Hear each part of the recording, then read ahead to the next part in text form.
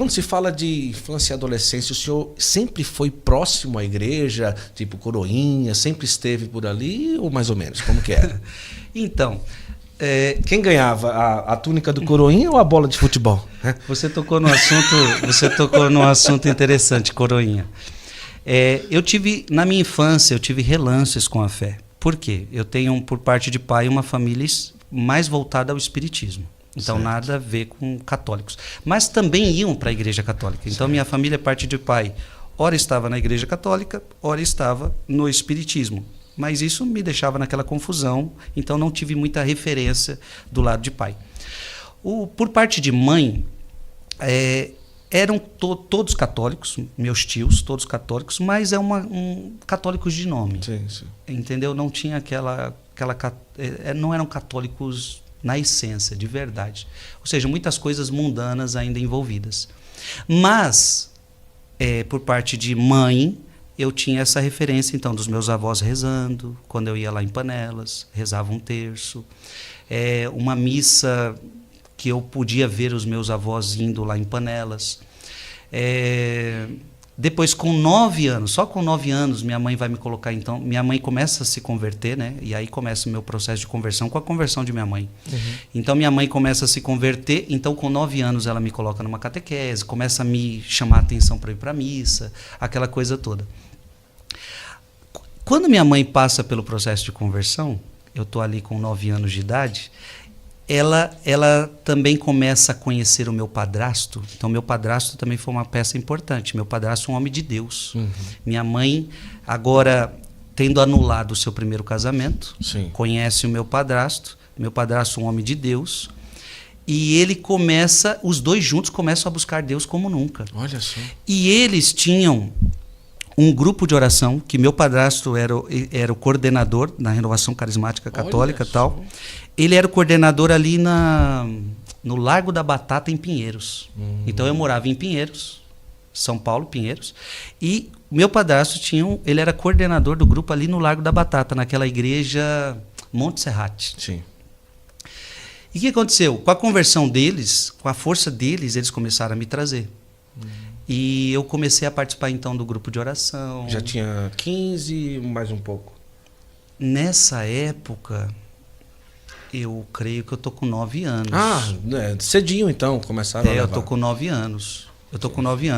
Então, este é o processo que minha mãe começa a se converter com força. Certo. E a junção dela com o Bernardo, meu padrasto, foi muito decisiva, foi muito importante. Então, começa-se ali, então, 9, 10, 11 anos. Eu começo, então, a participar desse grupo de oração com meus pais.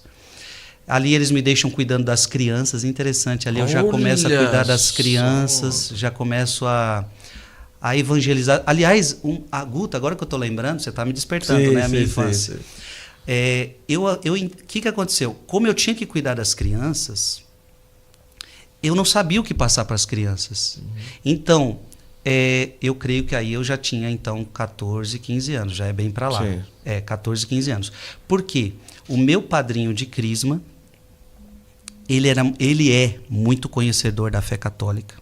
Então, para eu dar uma aulinha para as crianças, eu tinha que fazer 2 horas de aula com ele. Uau, olha só! Então, esse momento foi muito importante para mim. Ele me ensinava o catecismo. Eu tinha ali 11, 12, 13 anos, alguma coisa assim. E ele me ensinava catecismo para eu ensinar para as crianças. Então, para eu dar uma aulinha para as crianças de 1 hora, eu tinha que ficar 2 horas toda semana aprendendo o conteúdo. Então, isso, na verdade, ele estava me catequizando. Né? Ele estava me catequizando. Só que, é claro, para mim foi difícil, eu ainda estava muito no mundo, e eu recebia, mas a minha vida não se transformou. Minha vida vai se transformar ali com 14, 15 anos, ela se transforma. Tanto é que essa base foi importante para mim me crismar, inclusive nessa igreja eu me crismei. E foi nessa época, Guto, que você me despertou, que eu fui coroinha. Eu fui coroinha um período da minha vida, nessa igreja, Monte Serrate. Mas como coroinha não despertava a ser padre. Não. E eu era um coroinha muito bagunceiro. Então, tipo assim, bagunceiro em que sentido, assim? Então, assim... Festa na sacristia, conversa, brincadeira... Por exemplo, no tempo que eu servia como coroinha, eu não tinha me encontrado com Jesus ainda. Então eu ainda estava no mundo, eu ainda era mundano. Mas, querendo ou não, uma semente estava sendo plantada.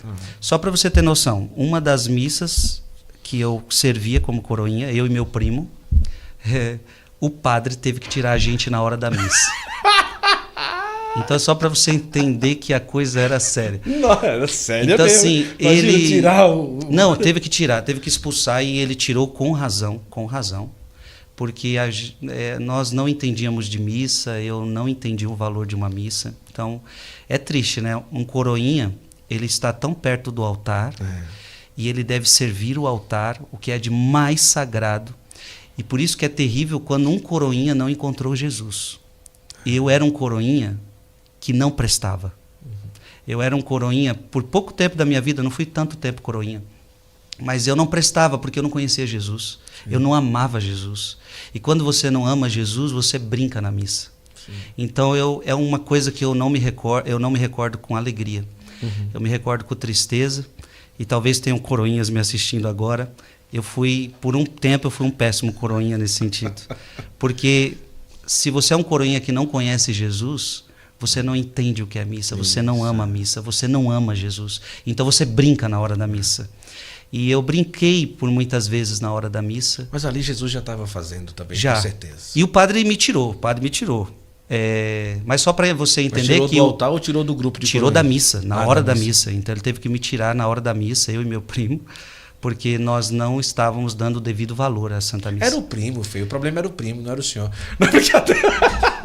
Nós dois. Brincadeira. Mas eu digo isso para você entender que, mesmo sendo coroinha, eu não tinha fé. Isso. Mesmo sendo coroinha, eu não tinha fé. Aliás, eu acho que isso é uma história recorrente ainda hoje.